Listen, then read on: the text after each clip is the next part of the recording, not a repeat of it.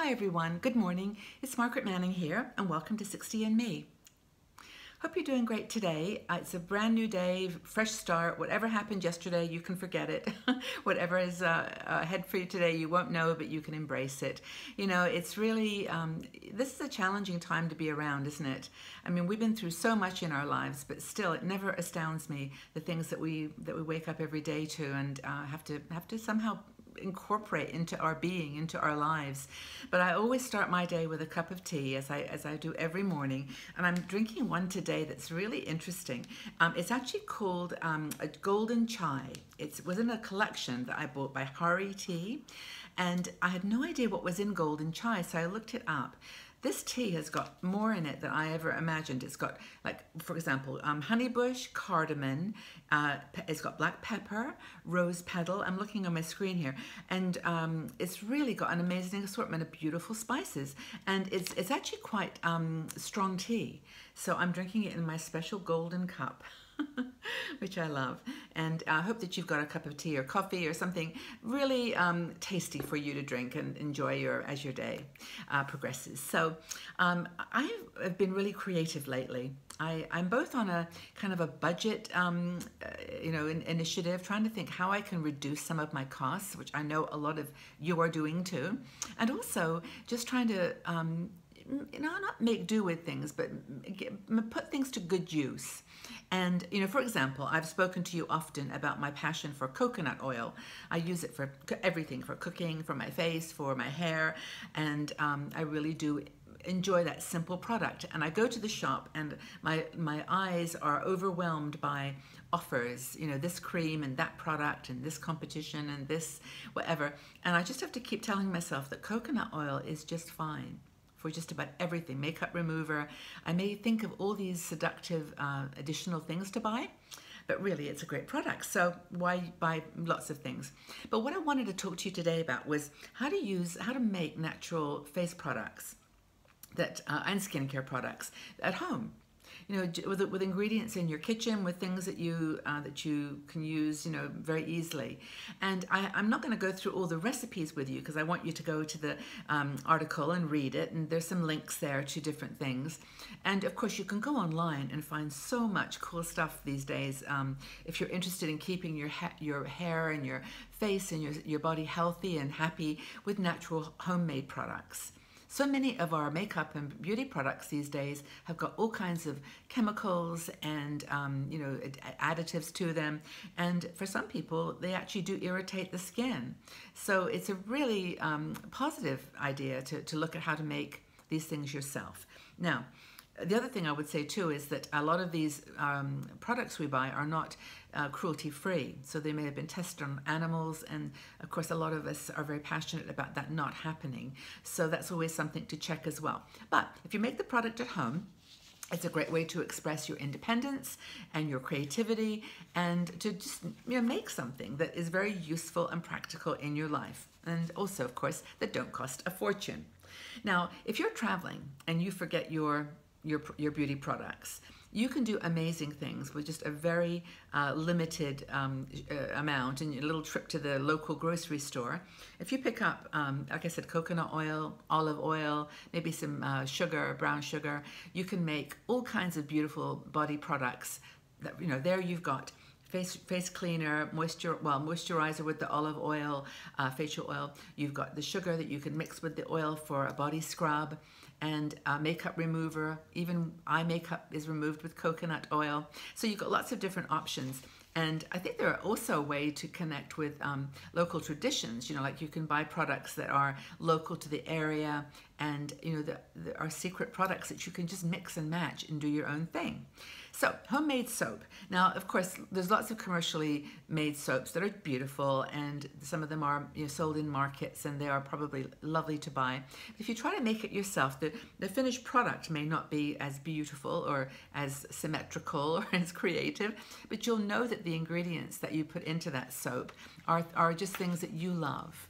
So for example, I love sandalwood oil. It's actually quite hard to find sandalwood oil anymore, and it's even more difficult to find good sandalwood soap.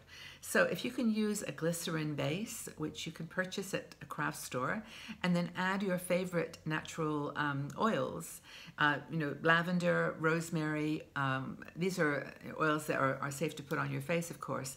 And then you could also mix, like putting little bits of a plant, like a little bit of rosemary leaf in the soap. So you get this kind of beautiful visual as well as a soap that, you've made it yourself. It's super healthy and it's with products that you love. And actually, I've never really made any sandalwood soap. I probably should try it because I do love that sensation of my favorite scent in the soap that I use. So another thing is lip balm lipstick. Now, I actually do wear lipstick, of course. I enjoy it, and I try to shop thoughtfully and carefully. But if you've got a lip liner or pencil to give your lips some color, you can use a natural beeswax mixture to create your own lip balm. And I've never made this either, but it's actually quite easy with coconut oil, beeswax, olive oil, and then some other ingredients, and there's a recipe on the website. But you can create a lip balm, just put it into a little jar, and then you're set. You don't really need to buy any fancy or expensive lip gloss. You've got a bit of color, maybe with a pencil. I suppose if you didn't even have that, you could put like pomegranate seeds. They stain your finger red, so you could just dab that and then put some coconut oil or some homemade lip balm, and voila, you've got something very inexpensive. And there's a video actually that I would recommend. Her name is Kristen Arnett, and she actually talks about coconut oil and how to make these different products and include them in your daily skin regime. So there's a link in the article to that. Natural face creams. Now, I actually do buy a lot of different face creams because I like to experiment and then share with the community. But you can make your own face creams. Really, all that's added is, olive oil, almond oil, grapeseed oil, coconut oil, and then you mix it with some, like a waxy, there's a product you can buy that's like neutral, doesn't have any scent, and you can make your own beautiful face creams. And with these facial oils, you could either put them on by themselves if you wanted to, but if you want that sort of luxury of a cream, very simple to add them and make something special for yourself. Some of these things are like really delicious. Like avocado is a really great face mask. And I've also done a couple of videos on using turmeric with coconut oil and water and a flour product that you mix together as a paste. So there's lots of things you can do with natural face masks, and I'm sure you've got some favorites that you would offer as well. So I'm going to ask you to share. So facial scrubs, that's one thing that they being the beauty experts say that we should always consider using. And again, you can buy some beautiful products, but if you take sugar and coconut oil or olive oil, you can make a really nice scrub with just those two ingredients.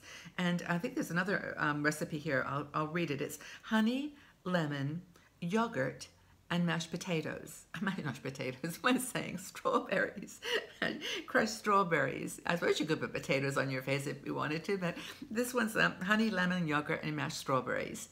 And you can just put that on your skin. And I think there's some antioxidants in strawberries that are really good for your skin.